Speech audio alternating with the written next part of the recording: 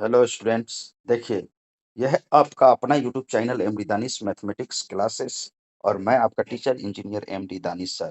देखिए, class tenth के लिए जो साइंस पढ़ाई हो रही है वो एनसीईआरटी हो रही है। एनसीईआरटी बिहार बोर्ड के लिए हिंदी मीडियम में पढ़ाई हो रही है। देखिए, ये गौर से समझिए। पहला अध्याय है हमारा। देखिए, तीसरा अध्याय है हमारा धातु एवं अधातु। धातु एवं अधातु किसे कहते हैं? Metal and non metals. देखिए, धातु किसे कहते हैं ये हम बता चुके हैं। अधातु किसे कहते हैं ये भी हमने बता चुका है। और देखिए, ऑलरेडी हमने ये क्रियाकलाप सब करा चुके हैं। देखिए, ये सब हो चुका है। क्रियाकलाप 3.7 हो चुका है। ये सब हो चुका है। देखिए, धातु के रासायनिक गुणधर्म। देखिए, धातु के रासायनिक गुणधर्म में ये हो चुका है कि धातु के ऑक्साइड जो होते हैं वो अम्लीय होते हैं। ये ऑलरेडी हमने डिस्कस कर चुका है। इसके बाद हम पढ़ाएंगे। देखिए, धातु के देखिए धातु धातु के देखिए ऑलरेडी एनोडीकरण हमने बता चुका है। एनोडीकरण देखिए धातु के बारे में कि सोडियम पोटेशियम जो है वो हमारा मतलब केरोसिन ऑयल में डुबा कर रखते हैं। बहुत ही मतलब क्रियाशील होता है। देखिए, क्रियाशील होता है। और हम बताने जा रहे हैं एनोडीकरण। देखिए, एनोडीकरण के बारे में समझिए। एनोडीकरण किसे कहते हैं? एनोडाइजिंग एल्युमिनियम पर मोटी ऑक्सीजन ऑक्साइड की परत बनने की प्रक्रिया है। देखिए, एनोडीकरण जो है एल्युमिनियम पर मोटी ऑक्साइड की परत बनने की प्रक्रिया है। वायु के संपर्क में आने पर एल्युमिनियम पर ऑक्साइड की पतली परत का निर्माण होता है। जब एल्युमिनियम जो होता है वायु के संपर्क में आता है तो क्या होता है कि एल्युमिनियम पर ऑक्साइड की परत बनती है। एल्युमिनियम ऑक्साइड की परत इसे संक्षारण से बचाता है। संक्षारण कहने का मतलब कि इसे खराब होने से बचाता है। इसके ऊपर ऊपरी परत ऑक्साइड का लग जाता है। अंदर का जो मतलब कि एल्युमिनियम है उसे खराब होने नहीं देता है। इस परत को मोटा करके इसे संक्षारण से अधिक सुरक्षित किया जा सकता है। एनोडीकरण के लिए एल्युमिनियम की एक साफ वस्तु को एनोड बनाते हैं।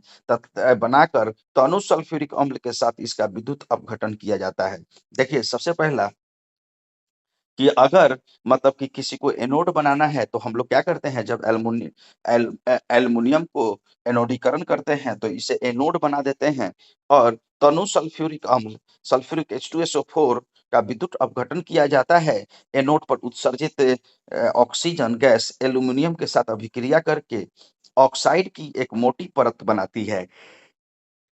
इस ऑक्साइड की परत को आसानी से रगड़कर एल्युमिनियम की आकर्षक वस्तु बनाई जा सकती है। इस ऑक्साइड के परत को क्या कर सकते हैं? रगड़कर रगड़कर एक आसानी से एल्युमिनियम की आकर्षक वस्तु बनाई जा सकती है। देखिए, क्रियाकलाप 3.9 में क्रियाकलाप 3.9 में करने के बाद आपने देखा होगा कि उन धातुओं के नमूनों में सोडियम सबसे अधिक क्रियाशील होती है।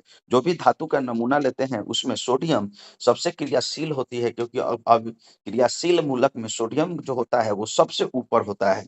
क्रियाशील मूलक में सोडियम जो होता है वो सबसे ऊपर होता है। मैग्नीशियम धीमी अभिक्रिया करता है। मैग्नीशियम जो होता है वो धीरे धीरे अभिक्रिया करता है और यह सोडियम की अपेक्षा कम अभिक्रियाशील है। जो मैग्नीशियम है वो कम अभिक्रियाशील है, लेकिन सोडियम जो है वो जैसे आप उसको हवा में छोड़ेंगे नॉर्मल टेम्परेचर पर, वो क्या करेगा? ऑक्सीजन से अभिक्रिया करके ऑक्साइड बना लेगा। देखिए, आयरन लेकिन ऑक्सीजन में दहन करने में हमें जिंक, आयरन, कॉपर तथा लेड की अभिक्रियाशीलता का पता नहीं चलता है।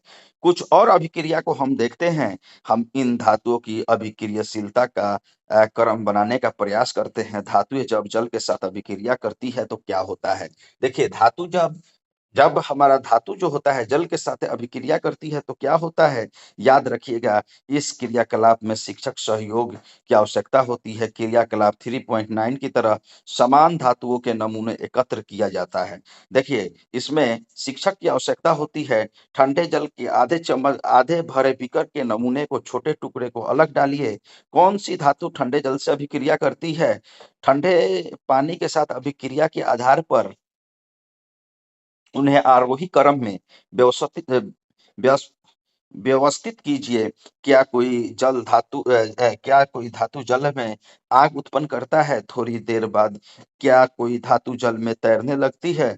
जो धातुएँ ठंडे जल के साथ अभिक्रिया नहीं करती है, उन्हें ऐसे बीकरों में डालिए जो गर्म जल से आधे भरे हुए हो। देखिए, जो धातुएँ गर्म जल के साथ अभिक्रिया नहीं करती है, उन्हें उसके लिए चित्र 3.3 की तरह उपकरण व्यवस्थित कीजिए तथा साथ ही उसकी अभिक्रिया को प्रेक्षित कीजिए। कौन-सी धातुएँ भाप के साथ भी अभिक्रिया नहीं करती है? जल के साथ अभिक्रियाशीलता के आधार पर धातुओं के अवरोही क्रम में व्यवस्थित कीजिए। देखिए, याद रखिएगा ये सेटअप है। देखिए, धातुएँ जल के साथ अभिक्रिया करती है तो क्या होता है? देखिए, जल से भीगी हुई काँच है और क्वथनली अंदर धातु रखा हुआ है। देखिए, ये यहाँ पर धातु रखा हुआ है, ये क्वथनली है, जल से भीगी हुई काँच है और और स्टैंड लगा हुआ है, क्लैंप्स। देखिए, इसमें क्या है, धातु का भाप क्रिया, धातु का गैस जार H2 गैस है इसमें। देखिए, और स्टैंड पर धातु की भाप क्रिया, इसको समझते हैं। देखिए, जल के साथ अभिक्रिया करके धातुएँ हाइड्रोजन गैस तथा धातु ऑक्साइड उत्पन्न करती है। जब कोई भी धातु जल के साथ अभिक्रिया करती है, तो क्या बनाता है? जब कोई भी धातु जल के साथ अभिक्रिया करते हैं, तो धातुएँ हाइड्रोजन गैस तथा धातु ऑक्साइड उत्पन्न करती है। जल के साथ अभिक्रिया करके धातुएँ हाइड्रोजन गैस तथा धातु ऑक्साइड उत्पन्न करती है। जो धातु ऑक्साइड जल में घुलनशील है, जल में घुलकर हाइड्रो ऑक्साइड प्रदान करती है। देखिए, जो धातु क्या होता है? जल में घुलनशील होता है, मतलब जो जल में घुल सकता है। देखिए, जो धातु का ऑक्साइड जल में घुल सकता है, वो क्या होता है? वो धातु का हाइड्रो ऑक्साइड बनाता है। याद रखिएगा, जल में धातु को घुलाने पर क्या होता है? धातु को जल में घुलाने पर हाइड्रोजन गैस, धातु को जल के साथ अभिक्रिया कराने पर धातु हाइड्रोजन गैस तथा धातु के ऑक्साइड उत्पन्न करती है। जो धातु ऑक्साइड जल में घुलनशील है, जो जल में घुलकर धातु हाइड्रोक्साइड प्रदान करते हैं। लेकिन सभी धातुएँ जल के साथ अभिक्रिया नहीं करती हैं। सभी धातुएँ जल के साथ क्या होता है? अभिक्रिया नहीं करती है। जल के साथ वो धातु अभिक्रिया करता है जिसका अभिक्रियाशील सीरीज में जो सबसे ऊपर होता है। जैसे सोडियम, पोटेशियम, ये जल के साथ डायरेक्ट मतलब रिएक्शन करता है। देखिए, धातु के ऑक्साइड और हाइड्रोजन गैस बनाते हैं। धातु जब जल के साथ मिलते हैं तो धातु के ऑक्साइड प्लस हाइड्रोजन गैस बनाते हैं। देखिए, धातु जब जल के साथ अभिक्रिया करता है, तो धातु के ऑक्साइड और हाइड्रोजन गैस बनाती है। धातु ऑक्साइड जल के साथ अभिक्रिया करके धातु का हाइड्रो ऑक्साइड बनाती है। पोटेशियम एवं सोडियम जैसे वस्तुएँ ठंडे जल के साथ तेजी से अभिक्रिया करती है। देखिए, पोटेशियम और सोडियम, चूँकि रिएक्टिविटी सीरीज में सबसे ऊपर होता है सोडियम, पोटेशियम। हमने बार-बार बोला है कि रिएक्टिविटी सीरीज जब देखेंगे आप, तो सोडियम, पोटेशियम सबसे ऊपर होता है और इसका बहुत ज़्यादा क्रियाशील होता है। तो ये क्या होता है? ठंडे जल के साथ तेज़ी से अभिक्रिया कर लेता है। सोडियम, पोटेशियम की अभिक्रिया तेज़ी से तथा ऊष्माक्षेपी होती है, इससे उत्सर्जित हाइड्रोजन तत्काल प्रज्वलित हो जाती है। देखिए, ऊष्माक्षेपी अभिक्रिया किसे कहते हैं? इसको समझिए। ऊष्माक्षेपी अभिक्रिया को इंग्लिश में बोलते हैं एक्ज़ोथर्मिक रिएक्शन। एक्ज़ोथर्मिक रिएक्शन में वो होता है कि जब वो रिएक्शन होता है तो होने के बाद ऊष्मा मुक्त होती है। मतलब रिएक्शन का जो प्रोडक्ट होता है वो गर्म हो जाता है। मतलब अगर कोई मतलब कि रिएक्शन कराए और रिएक्शन होने के बाद जो प्रोडक्ट का टेम्परेचर बढ़ जाता है, प्रोडक्ट से गर्मी हीट निकलने लगती है, तो हम बोलते हैं कि वो ऊष्माक्षेपी अभिक्रिया हो रहा है। जैसे सूखा हुआ चूना को जब चूना पत्थर को हम लोग जल में डालते हैं, तो क्या होता है? जल के साथ अभिक्रिया करता है और वहाँ पर आपका हीट एनर्जी निकलने लगता है। उसी प्रकार से पोटेशियम को जब जल में डालते हैं, जल के साथ अभिक्रिया कराते हैं, तो potassium hydroxide plus H2 gas, hydrogen gas plus ऊष्मीय ऊर्जा निकलता है, हीट एनर्जी निकलता रहता है। सोडियम को जब जल में डालते हैं, तो sodium hydroxide plus H2 hydrogen gas plus ऊष्मीय ऊर्जा निकलता है। जल के साथ कैल्शियम की अभिक्रिया थोड़ा धीमी होती है, क्योंकि रिएक्टिविटी सीरीज में सोडियम और पोटेशियम से कैल्शियम थोड़ा नीचे होता है, तो इसका रिएक्टिविटी सीरीज़ से थोड़ा नीचे होता है, तो ये रिएक्शन तो करता है लेकिन मतलब थोड़ा धीमा करता है, धीरे-धीरे रिएक्शन करता है। जल के साथ कैल्शियम की अभिक्रिया थोड़ी धीमी होती है, यहाँ उत्सर्जित ऊष्मा हाइड्रोजन उज्ज्वलित होने के लिए पर्याप्त नहीं होती है। देखिए, यहाँ पर जो उत्सर्जित ऊष्मा है हाइड्रोजन प्रज्वलित के लिए पर्याप्त नहीं होती है, जैसे कैल्शियम कैल्शियम हा हा हा जल से के साथ अभिक्रिया करती है, तो तो कैल्शियम का हाइड्रोक्साइड प्लस हाइड्रोजन गैस मुक्त करती है, क्योंकि उपरोक्त अभिक्रिया में उत्पन्न हाइड्रोजन गैस के बुलबुले कैल्शियम धातु की सतह पर चिपक जाते हैं और कैल्शियम तैरना प्रारंभ करती है। देखिए, जो अभिक्रिया हम लोग कैल्शियम के साथ कराते हैं किसका? जल का, तो वो जल के साथ अभिक्रिया करके कैल्शियम हाइड्रोक्साइड बनाती है और हाइड्रोजन गैस मुक्त करती है। क्योंकि उपर्युक्त अभिक्रिया में उत्पन्न हाइड्रोजन गैस के बुलबुले कैल्शियम धातु की सतह पर चिपक जाती है। अतः कैल्शियम तैरना प्रारंभ कर देती है, मैग्नीशियम शीतल जल के साथ अभिक्रिया नहीं करता है, क्योंकि ये जो है ये क्रियाशील मूलक में बहुत नीचे होता है और ये शीतल जल, ठंडा जल के साथ अभिक्रिया नहीं करता है, परंतु गर्म जल के साथ अभिक्रिया करके वो मैग्नीशियम हाइड्रोक्साइड और हाइड्रोजन गैस उत्पन्न करती है। देखिए, लेकिन जब वही जल को आप गर्म कर देंगे तो वो क्या करेगा? अभिक्रिया कर लेगा। जब हमको किसी रिएक्शन को कराने के लिए हीट एनर्जी देना पड़ता है, ऊष्मा देना पड़ता है, तो वो हमारा एंडोथर्मिक रिएक्शन कहलाता है। देखिए, जो अभिक्रिया करने के लिए हमको पहले ऊष्मा देना पड़ता है, वो अभिक्रिया एंडोथर्मिक रिएक्शन कहलाता है। तो इसको एंडोथर्मिक रिएक्शन का मतलब ऊष्माशोषी अभिक्रिया का मतलब कि एग्ज़ाम्पल कह सकते हैं। मैग्नीशियम शीतल जल के साथ अभिक्रिया नहीं करती है, परंतु गर्म जल के साथ अभिक्रिया करके वो मैग्नीशियम हाइड्रोक्साइड एवं हाइड्रोजन गैस उत्पन्न करती है। चूँकि हाइड्रोजन गैस के बुलबुले मैग्नीशियम धातु की सतह से चिपक जाते हैं, अतः यह भी तैरना प्रारंभ कर देती है। एल्युमीनियम, आयरन तथा जिंक जैसी धातुएँ न तो केवल शीतल जल के साथ, न ही गर्म जल के साथ अभिक्रिया करती है। एल्युमीनियम, आयरन, जिंक ये ना शीतल जल के साथ अभिक्रिया करती हैं और ना ही गर्म जल के साथ अभिक्रिया करती है, लेकिन भाप के साथ अभिक्रिया करके ये धातु के ऑक्साइड बनाती है। देखिए, एल्युमिनियम है, आयरन है, जिंक है, ना ये ठंडे पानी से रिएक्शन करती है, ना ही ये गर्म पानी से, लेकिन पानी के जो भाप होता है उससे ये रिएक्शन करके धातु के ऑक्साइड बनाते हैं और हाइड्रोजन गैस मुक्त करते हैं। एल्युमिनियम जब जल के साथ अभिक्रिया करता है तो एल्युमिनियम ऑक्साइड और हाइड्रोजन गैस बनाता है। उसी तरह से जब आयरन जल के साथ अभिक्रिया करता है तो फेरस ऑक्साइड और ये हाइड्रोजन गैस बनाता है। लेड, कॉपर, सिल्वर तथा गोल्ड जैसी धातुएँ जल के साथ बिल्कुल भी अभिक्रिया नहीं करती है, क्योंकि जब अभिक्रियाशीलता सक्रियता सीरीज़ देखेंगे, मतलब एक रिएक्टिविटी सीरीज़ देखेंगे, तो उसमें जो होता है लेड, कॉपर, सिल्वर, गोल्ड ये सब धातु जो होता है हाइड्रोजन से भी नीचे होता है। इतना मतलब कि धीमा इन लोग का रिएक्टिविटी होता है कि ये अभिक्रिया कर नहीं कर पाते हैं। देखिए, इसीलिए हम लोग धातु जो गोल्ड होता है उसी का आभूषण पहनते हैं, क्योंकि हवा में प्रयुक्त ऑक्सीजन के साथ भी या मॉइस्चर के साथ भी ये अभिक्रिया नहीं करता है, जिससे इसका जो चमक है वो हमेशा बरकरार रहता है। गोल्ड का चमक हमेशा क्या होता है? बरकरार रखता है। सिल्वर भी आपको ऑक्सीजन के साथ अभिक्रिया नहीं करता है और उसका भी चमक बरकरार रहता है, लेकिन लेकिन धीरे-धीरे सिल्वर कभी-कभी क्या होता है, हवा में मौजूद सल्फर डाइऑक्साइड या नाइट्रोजन के साथ अभिक्रिया करके उसको उसको का मतलब करने के बाद वो काले रंग में परिवर्तित होने लगती है। क्या होता है जब धातु अम्ल के साथ अभिक्रिया करती है? देखिए, क्या होता है जब धातु अम्ल के साथ अभिक्रिया करती है, तो धातु जब अम्ल के साथ अभिक्रिया करेगी, तो क्या होगा? लवण और हाइड्रोजन गैस बनाएगा। धातु जब अम्ल के साथ अभिक्रिया करेगी, तो धातु जब अम्ल के साथ अभिक्रिया करेगी, तो क्या होगा? लवण और हाइड्रोजन गैस बनाएगी। आप पहले ही अध्ययन कर चुके हैं कि धातु अम्ल के साथ अभिक्रिया करके संगत लवण तथा हाइड्रोजन गैस प्रदान करती है। हम लोग पहले पढ़ चुके हैं कि जितने भी धातु होते हैं वो अम्ल के साथ अभिक्रिया करके संगत लवण और हाइड्रोजन गैस प्रदान करते हैं। जैसे धातु तनु अम्ल के साथ अभिक्रिया करके मतलब डाइल्यूट अम्ल के साथ अभिक्रिया करके क्या करते हैं? लवण और हाइड्रोजन गैस मुक्त करती है। लेकिन क्या सभी धातु इस प्रकार की अभिक्रिया करती हैं?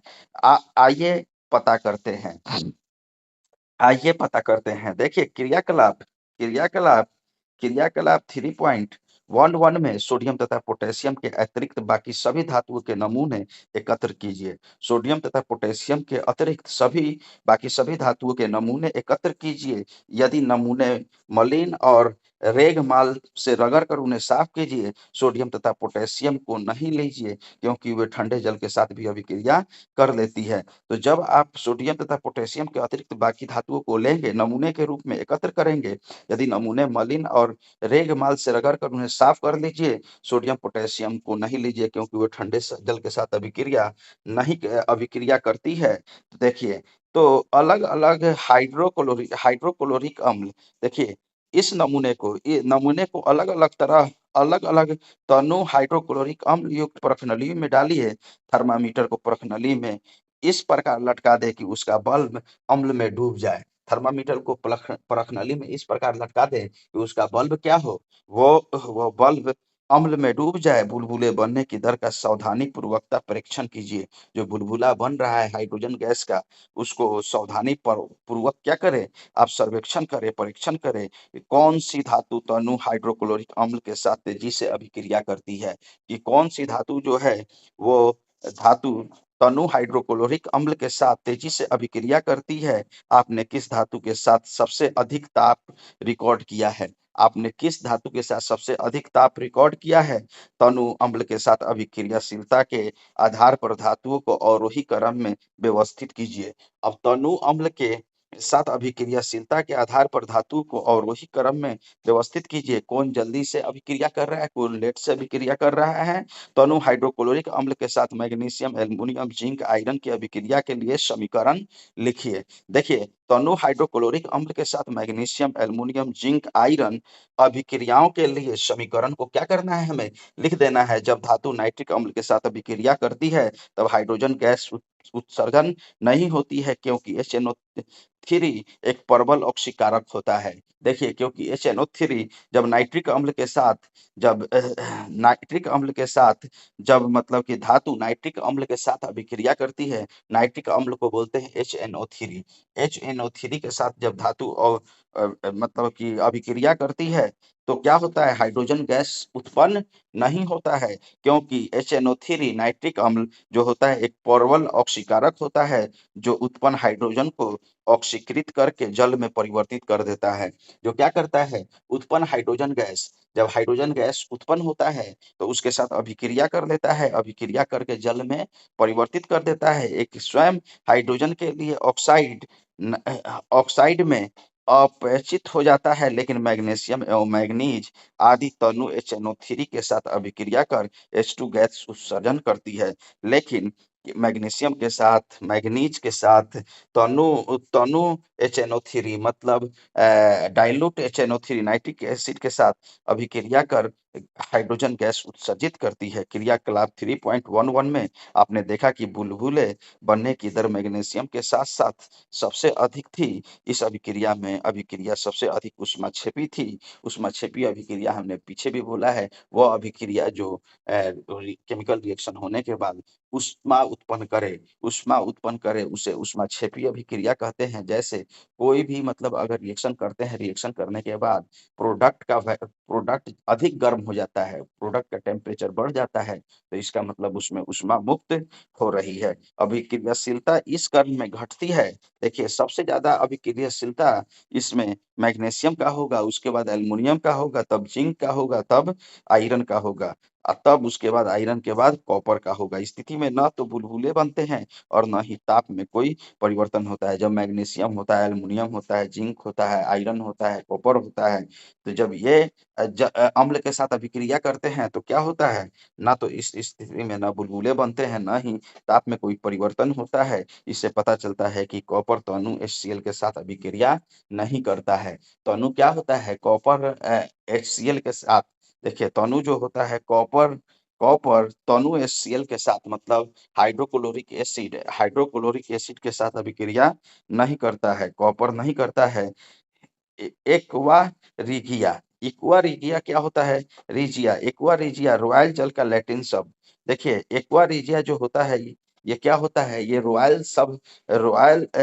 जल का लैटिन शब्द है। 3:1 के अनुपात में सांद्र हाइड्रोक्लोरिक मतलब कंसंट्रेटेड HCl अम्ल एवं सांद्र नाइट्रिक अम्ल का ताजा मिश्रण होता है। देखिए जो एक्वा रिजिया होता है, एक्वा रिजिया जो होता है, यह रॉयल जल का लैटिन नेम है, जिसमें 3 अनुपात हाइड्रोक्लोरिक कंसंट्रेटेड हाइड्रोक्लोरिक एसिड होता है और 1 अनुपात नाइट्रिक एसिड का मिश्रण होता है। यह गोल्ड को गला सकता है। ये सब गोल्ड को गला सकता है, ये हमेशा मतलब कि सोनार के दुकान पर ये सब पाया जाता है। ये सॉल्यूशन सोनार के दुकान पर पाया जाता है। ये गोल्ड को गला सकता है, जबकि दोनों में से किसी अम्ल में अकेले यह क्षमता नहीं होती है। देखिए गोल्ड को गलाने का ना ही HNO3 में क्षमता होती है और ना ही HCl में, कंसंट्रेटेड HCl में ये क्षमता होती है कि वो अकेले जल को ये गोल्ड को क्या हो जलाए और खराब करे। अकेले गोल्ड को जला दे या खराब कर दे, ये अकेले मतलब कि किसी एक अम्ल के साथ इतनी मतलब स्ट्रेंथ नहीं होती है कि वो क्या करे अकेले मतलब कि किसी भी धातु को जैसे मतलब गोल्ड को जला दे। लेकिन जब उसका एक्वा रिजिया बनाते हैं मतलब HCl कंसंट्रेटेड HCl3 अनुपात में और HNO3 नाइट्रिक एसिड 1 अनुपात में लेते हैं, तो ये 4 अनुपात में हो जाता है। और देखिए जब ये 4 अनुपात में हो जाता है तो ये इतना प्रबल हो जाता है कि इसके अंदर मतलब अगर गोल्ड आप डाल देंगे तो गोल्ड को गला देगा और पता भी नहीं चलेगा। देखिए एक्वा रिजिया भभकता द्रव होने के साथ प्रबल संक्षारण है। एक्वा रिजिया जो है प्रबल संक्षारण है। यह उन अभिकर्मकों में से एक है जो गोल्ड एवं प्लेटिनम को गलाने में समर्थ है। ये दो दो मतलब कि गोल्ड और प्लेटिनम नाम का जो मतलब कि धातु है उसको गलाने में समर्थ होता है एक्वा रिजिया। देखिए अन्य धातु लवणों में विलयन के साथ अन्य धातु लवणों के विलयन के साथ धातु कैसे अभिक्रिया करती है। देखिए अन्य धातु लवणों के विलयन के साथ धातु कैसे अभिक्रिया करती है, तो याद रखिए कि कॉपर एक अच्छा स्वच्छ तार एवं आयरन की एक कील लीजिए। देखिए कॉपर का एक स्वच्छ तार मतलब नया कॉपर का तार लीजिए और एवं आयरन लीजिए, आयरन का एक कील लीजिए। कॉपर के तार को परखनली में रखकर आयरन सल्फेट के विलयन तथा आयरन की कील को दूसरी परखनली में रखे कॉपर सल्फेट के विलयन चित्र 3.4 में डाल दीजिए। 20 मिनट के बाद अपने परीक्षणों को रिकॉर्ड कीजिए। 20 मिनट के बाद इस एक्सपेरिमेंट को रिकॉर्ड कीजिए, तो क्या होगा आप किस प्रखनली में कोई अभिक्रिया हुई है इसका पता चलता है। किस आधार पर आप कह सकते हैं कि वास्तव में कोई अभिक्रिया हुई है? क्या आप अपने परीक्षणों को क्रियाकलाप 3.9, 3.10, 3.11 से कोई संबंध स्थापित कर सकते हैं? इस अभिक्रिया के लिए संतुलित रासायनिक समीकरण लिखिए और यह किस प्रकार की अभिक्रिया है इसको भी लिखिए। देखिए तो जब क्या होता है धातु अधातु में, देखिए यहाँ पर समझने की बात है, ये सेटअप है। देखिए यहाँ पर धागा लगा हुआ है फर्स्ट वाला में, यहाँ पर धागा लगा हुआ है, धागा के बाद कॉर्क लगा हुआ है, कॉर्क के बाद परखनली है, परखनली के अंदर छोटे लोहे का कील हम रख देते हैं, जो साफ सुथरा जो बढ़िया लोहा का कील है परखनली में रख देते हैं। जब परखनली में कॉपर सल्फेट का विलयन रखते हैं, कॉपर सल्फेट का विलयन रखते हैं तो क्या होता है लोहे की कील तांबा तांबे का तार तांबे का तार आयरन सल्फेट का विलयन विलयन देखिए तांबा का तार जो होता है वो आयरन सल्फेट के विलयन में परिवर्तित हो जाता है।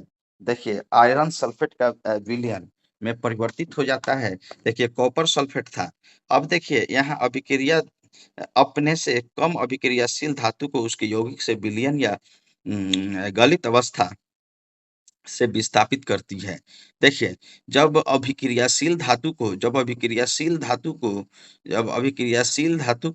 क्या कराते हैं, अभिक्रियाशील धातु को अपने से कम अभिक्रियाशील धातु या उसके यौगिक या विलयन से अभिक्रिया कराते हैं, तो वो क्या होता है, तो अभिक्रिया जब कराते हैं तो धातु उसके यौगिक के विलयन तथा गलित अवस्था से विस्थापित हो जाती है। पिछले खंड में हमने देखा कि सभी धातुओं की अभिक्रियाशीलता समान होती है।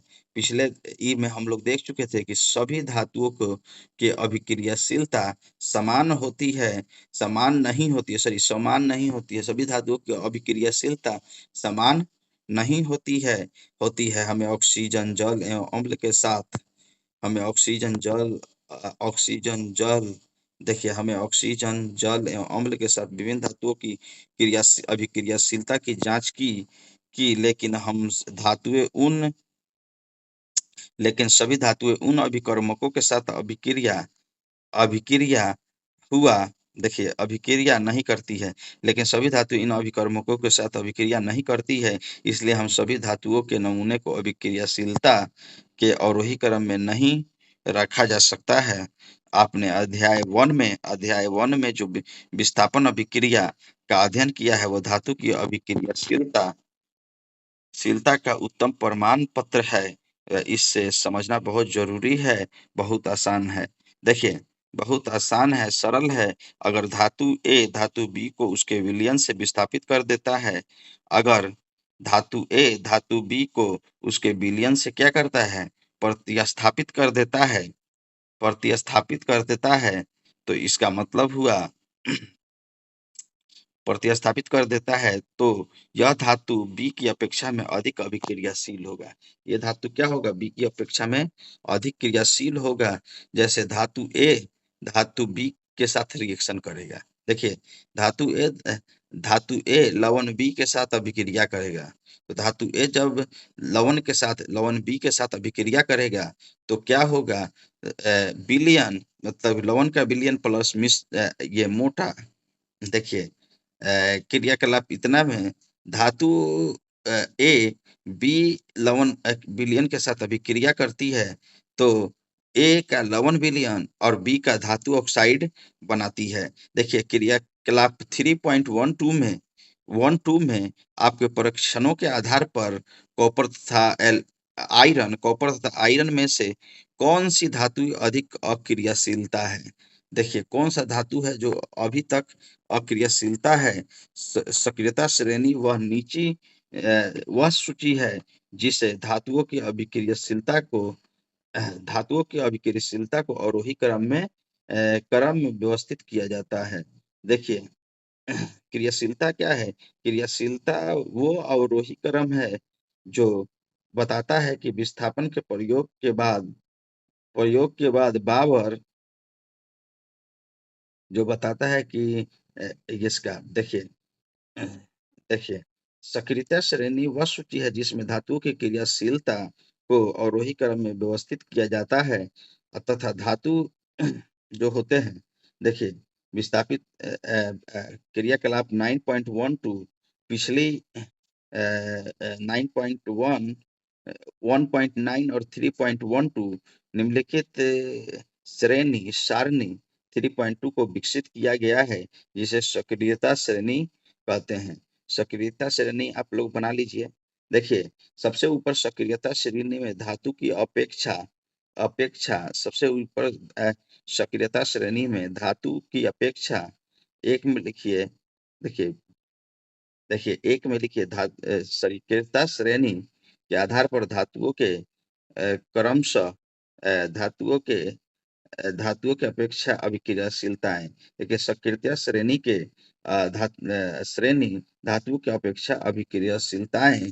देखिए पोटेशियम का सक्रियता क्या होता है, श्रेणी भी सक्रियता श्रेणी भी आप पढ़ लीजिए। देखिए पोटेशियम का जो होता है मतलब पोटेशियम का जो मतलब केमिकल फॉर्मूला होता है वो Mg होता है। सोडियम दूसरा सबसे सक्रिय कौन सा तत्व था उसमें, तो सोडियम था।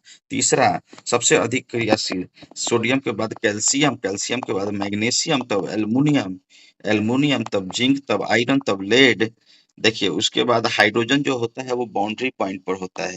याद रखेंगे हाइड्रोजन किस पॉइंट पर होता है, बाउंड्री पॉइंट पर होता है। हाइड्रोजन से नीचे जो होता है वो निगेटिव नंबर मान लीजिए, मतलब क्रियाशीलता मूलक में सबसे अधिक नंबर जिसका आएगा वो निगेटिव माना जाएगा। जैसे मान लीजिए कि हाइड्रोजन के नीचे कॉपर है, तो ये कॉपर क्या होता है, एयर के साथ रिएक्शन नहीं करता है, तांबा के साथ रिएक्शन नहीं करता है। लेकिन जैसे वो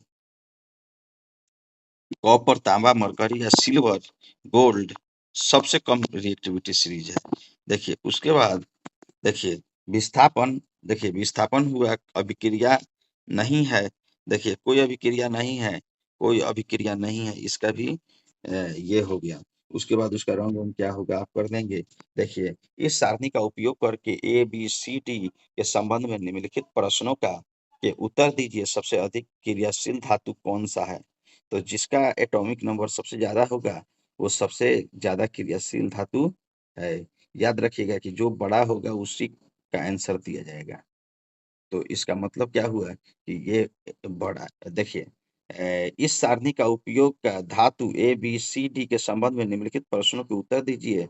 सबसे अधिक अभिक्रियाशील धातु कौन-सा है? तो देखिए अभिक्रियाशील धातु उस समय भी आता था अभिक्रियाशील धातु आज भी आता है। देखिए धातु बी को कॉपर सल्फेट के विलयन में डाला जाए तो क्या होगा? कॉपर बी को कॉपर बी को कॉपर बी को धातु बी को कॉपर सल्फेट के विलयन में डाला जाए तो क्या होगा? धातु क्या होगा? धातु ए बी सी धातु ए बी सी एवं डी को उत्पादित उत्पादित डी को उत्पादित अभिक्रियाशीलता के घटते हुए क्रम में व्यवस्थित कीजिए। देखिए, अभिक्रियाशील धातु को तनु हाइड्रोक्लोरिक अम्ल में डाला जाता है तो कौन-सी गैस निकलती है? आयरन के साथ तनु हाइड्रोक्लोरिक सल्फ्यूरिक तनु सल्फ्यूरिक की रासायनिक अभिक्रिया लिख डालिए। जिंक को आयरन सल्फेट के विलयन में डालने से क्या होता है? इसकी रासायनिक परिक्रिया लिखिए। देखिए, धातु एवं धातु कैसे अभिक्रिया करती है? धातु एवं अधातु कैसे अभिक्रिया करती है? यहाँ तक ही अपना वीडियो समाप्त करता हूँ और आप मेरे यूट्यूब चैनल से जुड़े रहने के लिए मेरा टेलीग्राम चैनल को सब्सक्राइब कीजिएगा। मेरे टेलीग्राम चैनल का लिंक मेरा यूट्यूब वीडियो के हर कमेंट में या तो डिस्क्रिप्शन में मौजूद होता है, वहाँ से मेरे टेलीग्राम चैनल पर चले जाएँगे और टेलीग्राम चैनल को सब्सक्राइब कर लेंगे, क्योंकि जितने भी वीवीआई क्वेश्चंस होंगे वो सब टेलीग्राम चैनल पर देंगे और हमसे जुड़े रहने के लिए मेरा यूट्यूब चैनल को भी सब्सक्राइब कर लीजिए। Thank you so much. Have a nice day. Thank you.